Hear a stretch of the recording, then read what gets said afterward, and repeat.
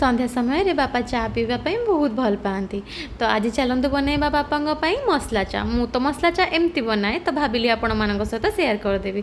प्रथमे मु 2 कप गाई क्षीर नहीं, हाफ कप पानी नहीं। क्षीर परिमाण टी अधिक रही मत भल लगे, इवेन बापा को भी भल लगे। तो ताको क्षीर को भलसे फुटे देली, से तेजपत्र ऐड करदेली। मसला नहीं गोलमरीच, अलैच एंड अदा। आपड़ चाहिए डालचीनी भी नहीं पारे, से स्किप कर।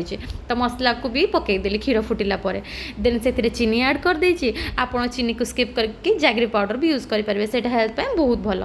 देन चा पत्ती ऐड करवा। जदि आपड़ टे कड़वा वाला चा पीउथिबे तेन आपण अधिक चा पत्ती ऐड करेंगे, जमीक मु ऐड कर बापा टे कड़वा वाला चा पीती।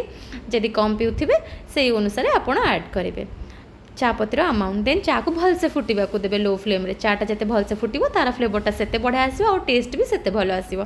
तो ये रेडी हो मोर मसला चा। मुझे बापा को सर्व करी। आशा कर मोर ये छोट प्रयास बहुत भल लगुव।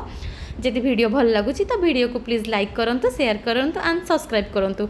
Thank you for watching. जय जगन्नाथ।